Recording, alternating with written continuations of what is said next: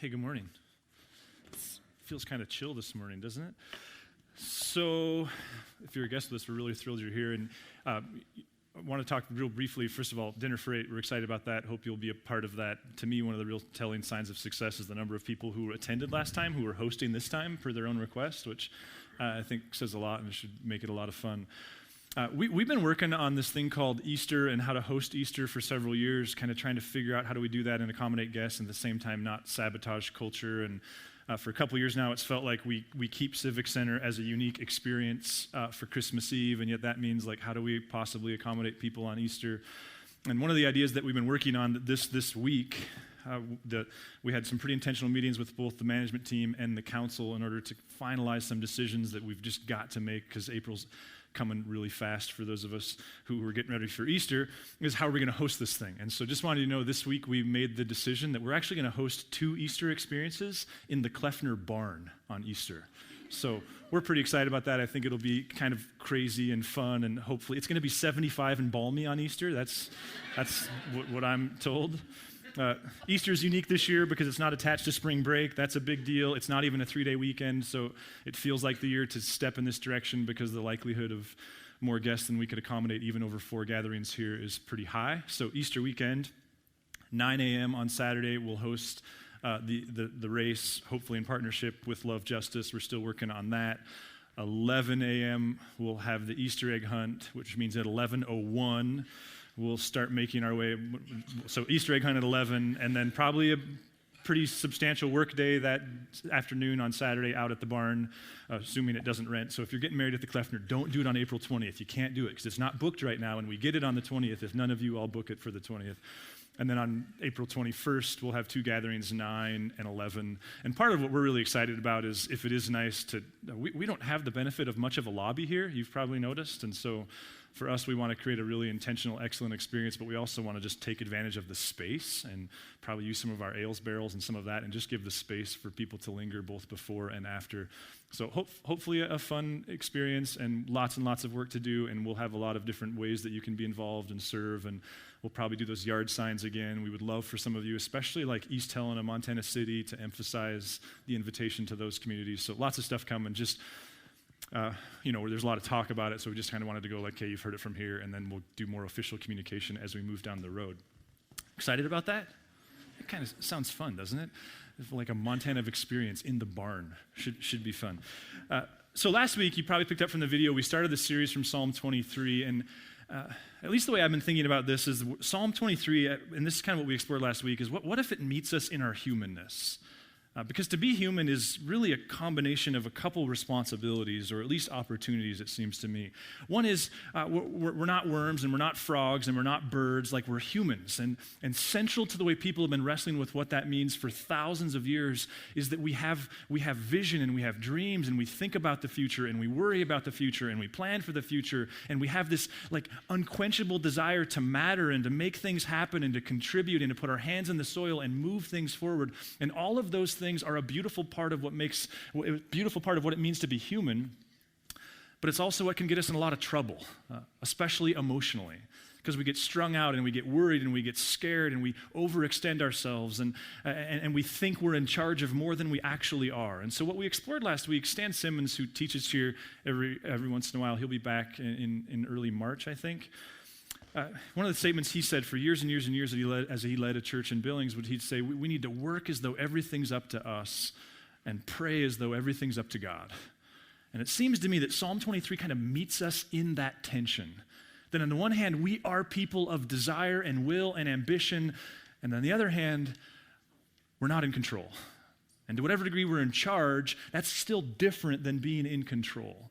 And what we wondered last week is, what if Psalm 23 and the reason it's been treasured for thousands of years is the way that it invites us into the tension of what it means to be a parent, a spouse, a student, someone in pursuit of a dream, an entrepreneur, that on the one hand, the world needs us to care and to pursue.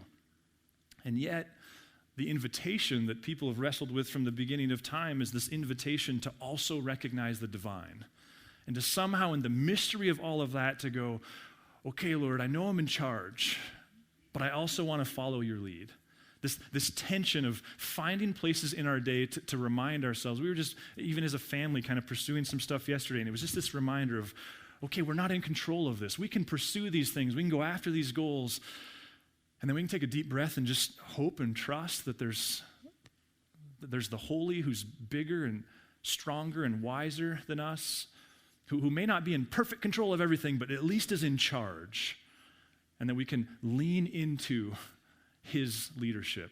And so we wondered last week if Psalm 23 isn't a great time to remember those seasons of our life, you know, where a certain person didn't ask us to prom, or we didn't buy a certain house, or we got to this fork in the road and there was 14 different directions we could go with our future and we weren't sure which one to go. If Psalm 23 isn't this reminder that there have been seasons where we've surrendered, where we didn't get our way, and we're all the better for it. Because now you go to the class reunion and you're like, oh my goodness, I'm so glad I didn't marry her. Like those types of moments.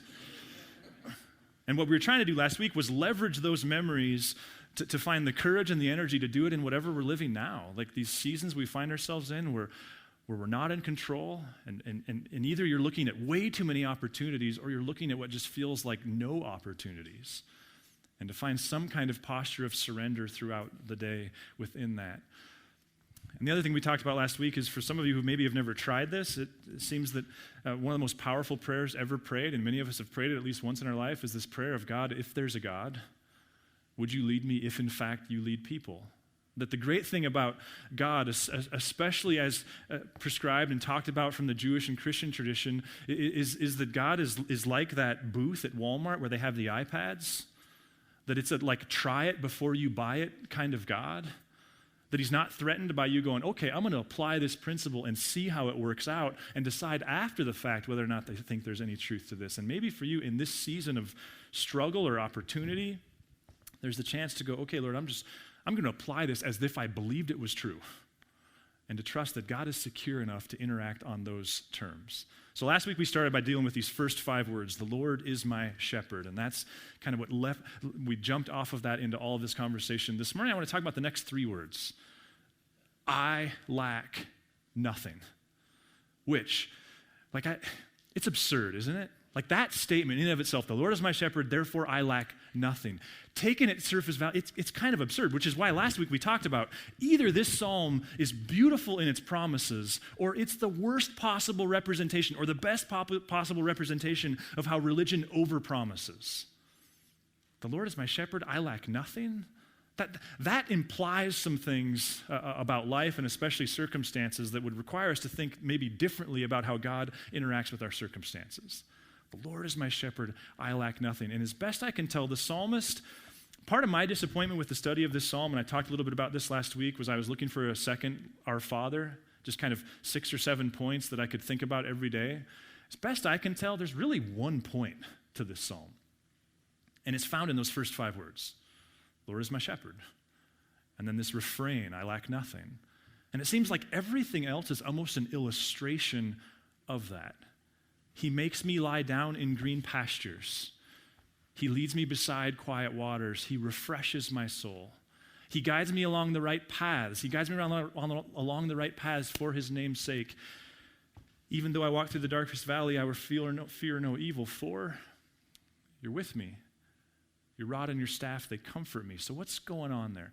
Okay, question. How many of you have ever shepherded sheep? Just go ahead and raise your hand. Okay, so Scott has.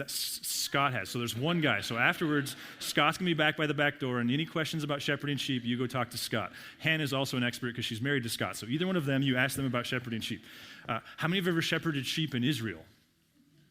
Okay, how many of you have ever been to Israel? Yeah, so we just have to acknowledge that we're thousands of years removed from a passage that we don't necessarily relate to directly. There's a few things, though, that I think can be helpful. And in fact, I was going to bring some pictures or put some up there, and then I decided, no, I think we can actually visualize this better. Like, when I picture, like, England or Ireland or New Zealand, you may do the same thing, but I picture, like, rolling hills of lush grass everywhere. Is that what you do? And I think the danger is that that's the way we picture the shepherding land of Israel. It's not. In fact, we have a really good representation because I've been there a couple times, and my experience lends it to, like, if you want to think about what it was like to shepherd sheep in Israel in terms of the landscape, think the scratch gravels. like dry, rocky, rugged, very, very, very little rainfall, no obvious source of water. Of course, today in Israel, there's pine trees all over the place, but as best I can tell from what I've learned, most of those were planted in the 20th century. So it's just dry and sparse. Or think of the canyon between, say, Wolf Creek and Great Falls, like the canyon you drive through, minus the Missouri River. Very rugged, very rocky, not exactly rolling fields of alfalfa. So what's going on here? He makes me lie down in green pastures. Well, from what I understand, sheep don't lie down unless they are gleefully content with what they've had to eat, which is about as likelihood as a 16-year-old saying, I'm full, right? Like sheep don't have a pizza at 5 and then say, I'm good for the day.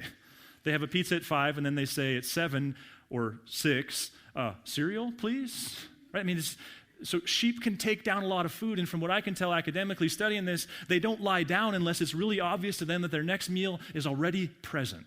What's more likely in Israel is it's not a field of grass, but what happens is when the water rolls in off the Mediterranean Sea, the moisture of that over the night causes little tufts of grass to spring up in the right places.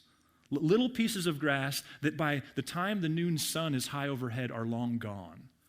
So what's being alluded to here and talked about here, it would seem, is this shepherd knows where the food's at. It's not obvious, it's not easy, but it's a little bit of an obtuse, almost exaggeration. I just lay down because I don't have any worry about where the next meal comes from.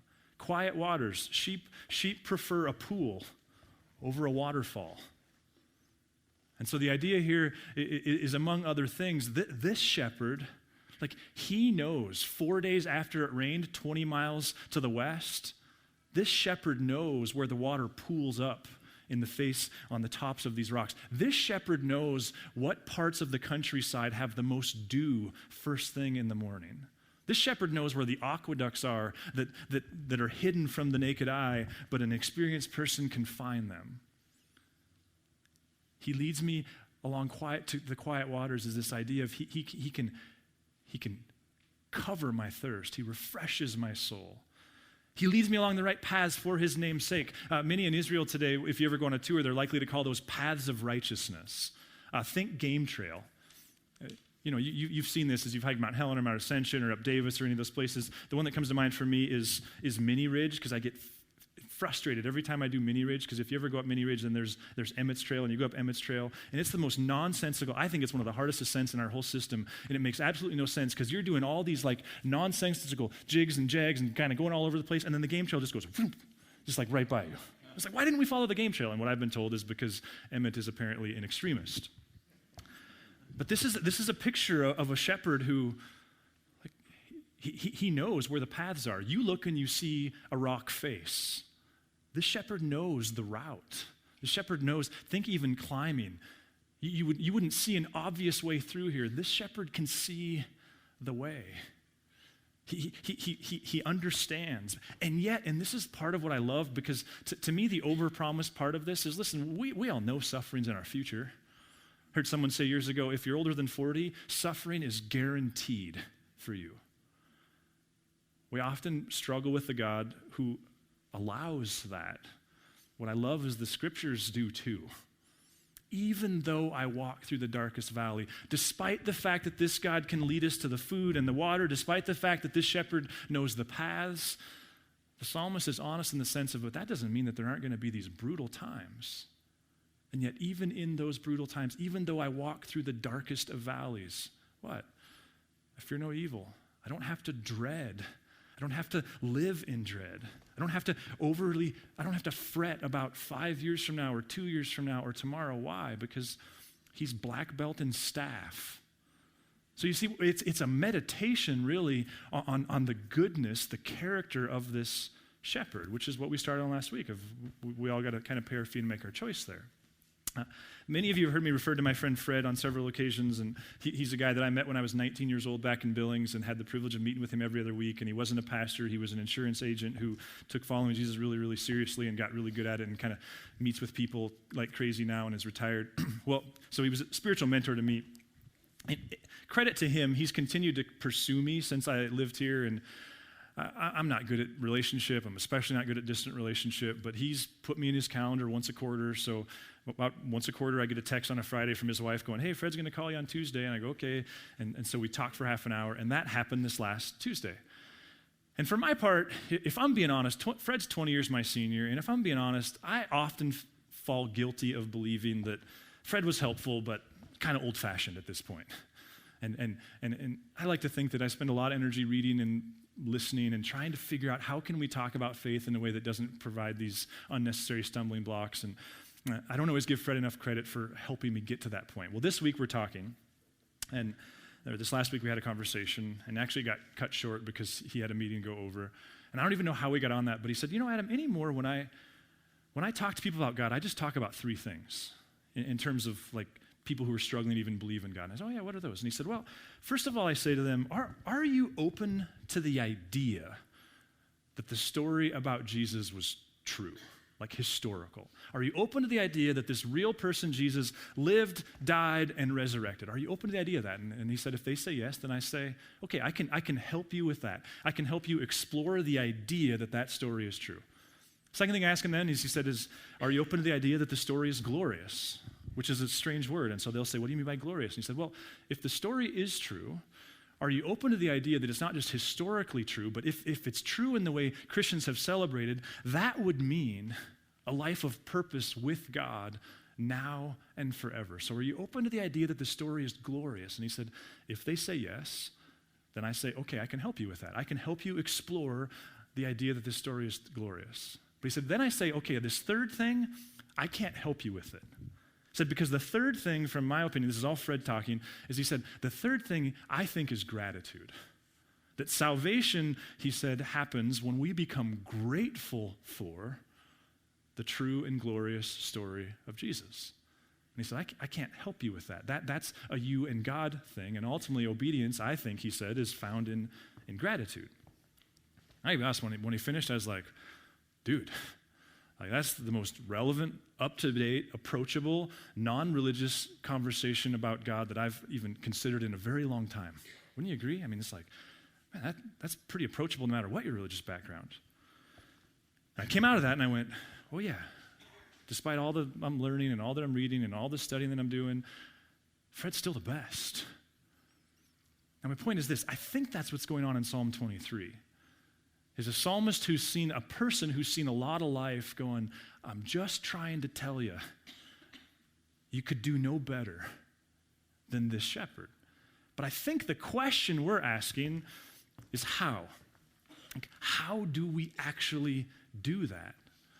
And here's where I'm going to lean into Dallas Willard, and I talked last week that we're working a little bit in this book called Life Without Lack on Psalm 23, and he asked this question, which I'd like to ask to you.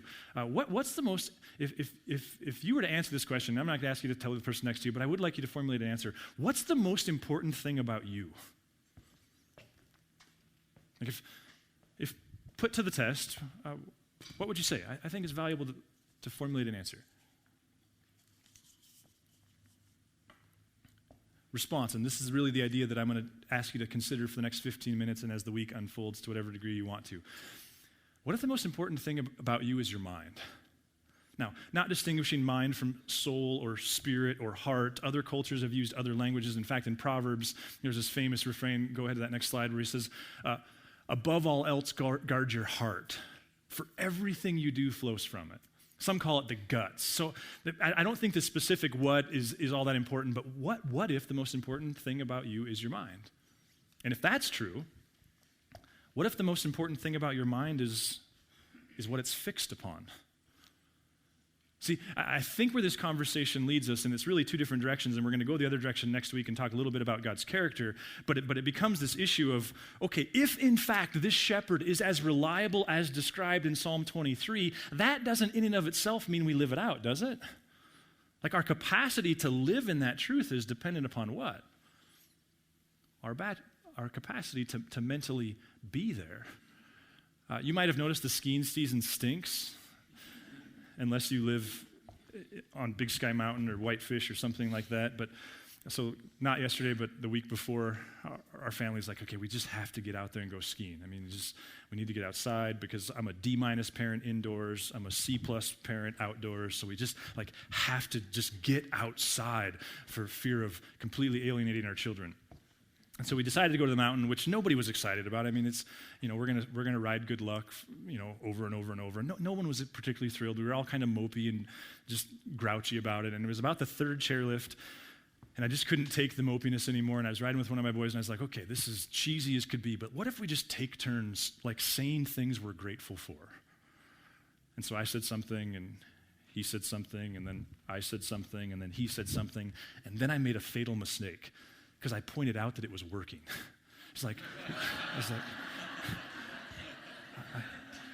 I said, look it, you're laughing, we're laughing, you're smiling. And then he was like, I'm thankful for the chairlift in front of me, and I'm thankful that our chairlift is number 49. So we kind of lost some traction there. But the point still stood, countenance changed. This is a little intellectual this weekend, but I think it's worth your consideration. What if God has designed us in such a way that I love the way Dallas Willard calls it, he calls it his with-us-ness kingdom. Takes 2 hyphens. What if God has designed things in such a way that the primary or initial rather way that we access God's good kingdom first and foremost starts with our minds?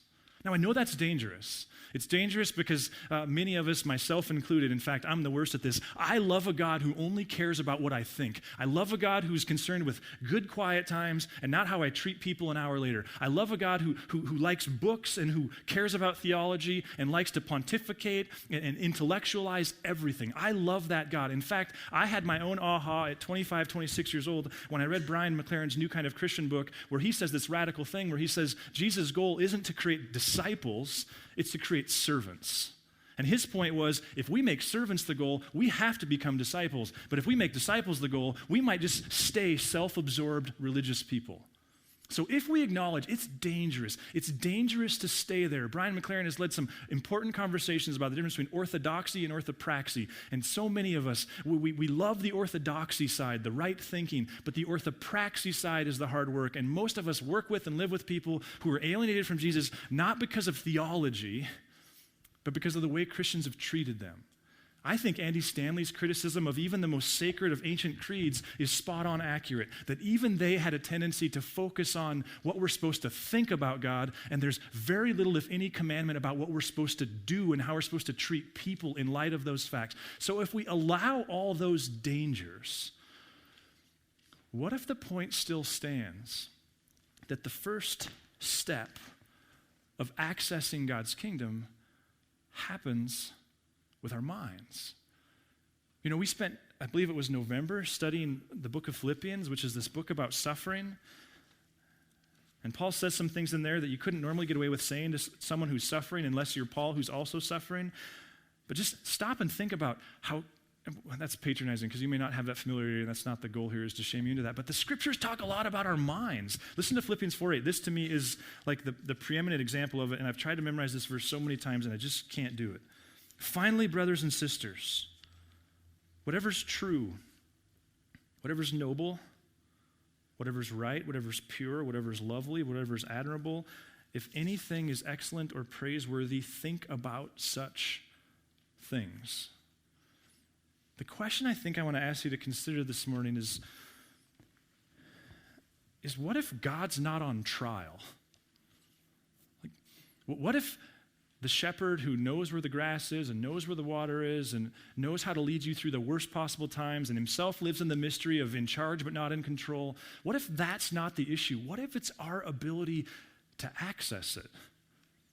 And what if that starts with our hearts, with our guts, with our minds?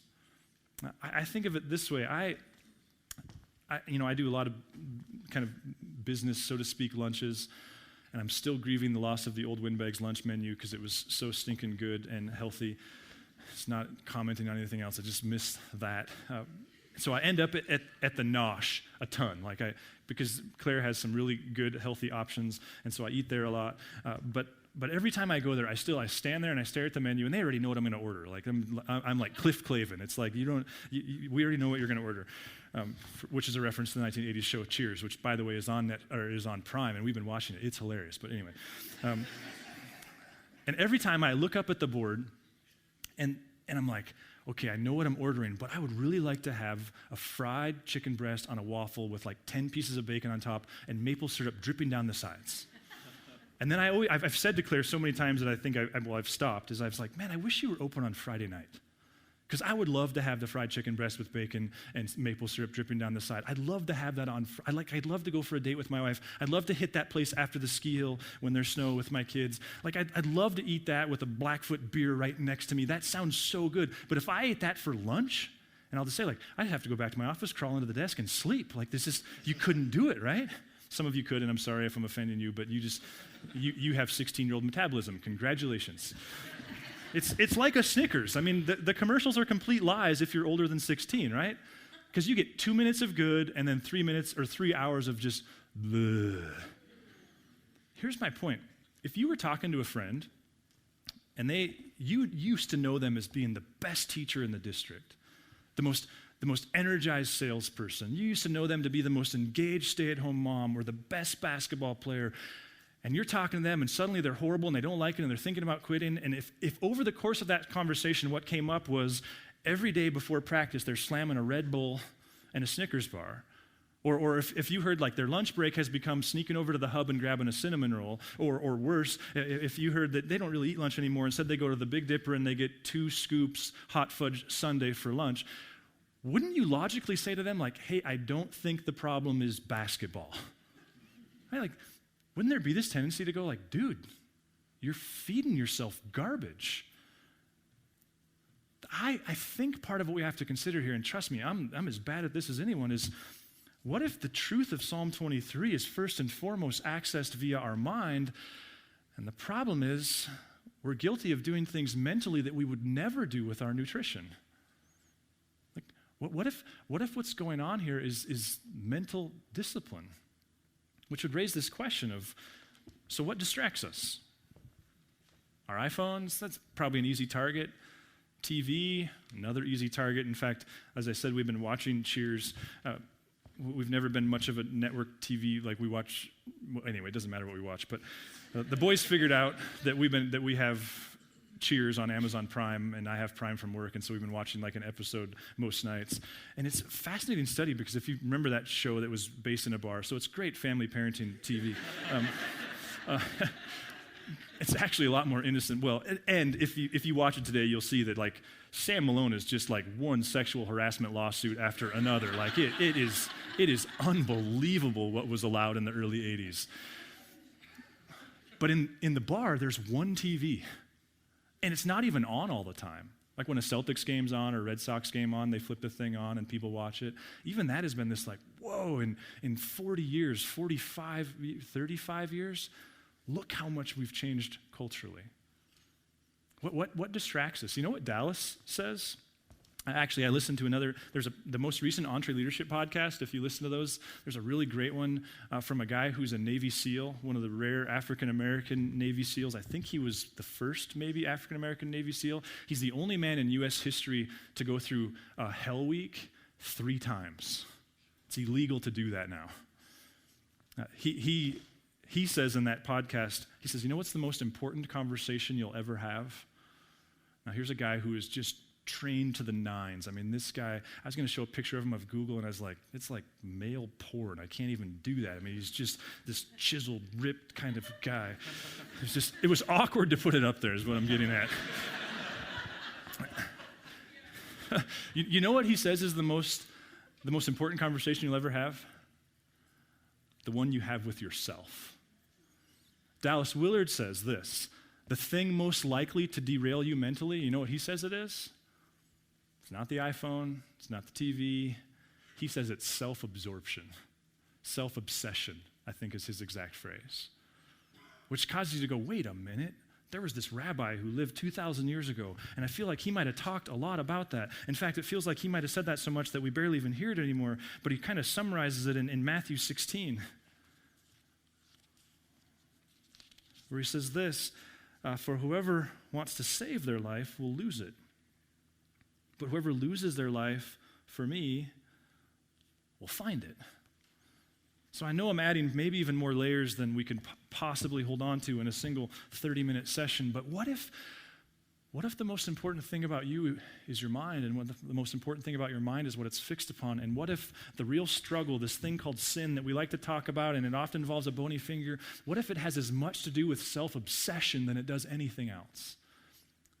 I mean, think of how, I know for me, when I'm triggered in anxiety, it's always all this stuff that's going to happen to me. If I can pull out and find the bigger picture of experiences with family or whatever, like it all goes away. What if the real challenge of the Christian life isn't whether or not this God is there or even if he's good, though those challenges are certainly there? What if it's actually living in light of that? There's a guy named Charles Blondin. He was a very famous high-wire walker in the late early 1900s. He was the first person to ever cross Niagara Falls on a high wire. And I did a little math this week.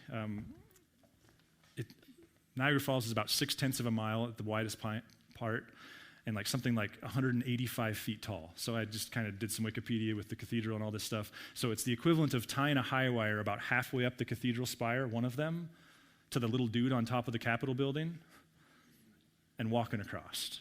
It's insane, right? So he did it. He was the first one to do that, but then he would do it multiple times in a day, and then he got bored, and he would come back, and he pushed a wheelbarrow across the thing. Then he pushed a wheelbarrow full of rocks across the thing. Then he sat down on the wire and had lunch one time. Another time he brought a stool and sat on the stool. But the most famous time was the time where he got to the other side, and there was this throng of people who would just, I don't even know if I could watch. It's like when my boys go off a jump biking, I'm like, okay, I'm not watching because I don't want to, I'll clean up the blood. I don't want to see the blood happen. But these people are watching, and he got to the other side, and he said, hey, who trusts me enough to carry them to the other side?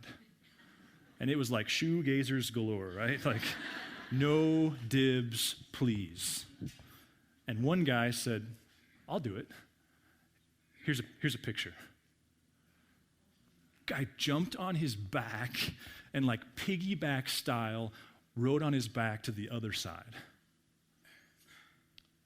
What if what Psalm 23 is pointing out to us is a shepherd who's more than willing to lead, who through all the twists and turns and ups and downs is sufficient?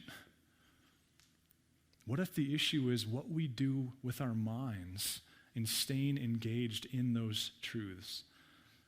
And thus, I wonder if the question is, and listen, I don't want to patronize you because I think this is kind of a choose-your-own-adventure as to how this applies, which is dangerous because that implies that we have relationship and conversation outside of here that would actually help us take those next steps. But here would be my question for you. It's the best I can do for you this week is what, if you opened yourself up to God's Spirit and just said, okay, Lord, in what way am I guilty of mental Snickers bars? How might he talk to you? What spaces might he address? What habits? Because I'm guessing I'm not the only one who doesn't know silence. You move from one thing to your phone, then to the next thing to your phone. There's all kinds of things we could point out, and probably we already know what they are, and it's probably going to take a work of God's Spirit to actually help us break some of those habits. But what would be the mental habits that if you opened yourself up, God would talk with you about? And what if part of what Psalm 23 is getting at is you're not as dependent upon circumstances as you think? That God has made you in such a way that on his back is what you're made for. And yet accessing his kingdom starts with your mental energy. Just something to think about. Let me just create a moment of silence. Just pray, and if you want to close your eyes or bow your head or look straight ahead, it doesn't matter to me, but just to take a breath as the band comes up. And just say, God, thanks. Thanks, Lord, that you know us specifically. You know us in the circumstances we're living. You know those of us who are dealing with struggle, and those of us who are on top of the world, those of us who are staring at a wall of no options or no good options, and those of us overwhelmed by the fact that we have far too many good options. God, we wouldn't show up here on a cold January morning if there wasn't at least a desire to know you as our shepherd, to know in the everyday details of our life that we lack nothing, to experience you as the God who is so good that we lie down in green pastures, that we can trust your provision, that we can follow you through the most tricky things, and even in our suffering, God, you'll guide us should we allow you. And God, it would just make sense in a world that spends billions of dollars to control what we think about, that this really would be where the battle starts. And so God, as people who are ambitious about being good leaders and good parents and good spouses and good friends and good followers of you and creative and thoughtful and kind and the myriad ambitions we have in our hearts, would you connect the dots for us in the coming moments and even days as to what part our mental game, our emotional, our heart, our gut game plays in that? Amen. If you would like to engage further with Narrate Church, you can find contact information online, www.narratechurch.org. We would love to hear from you.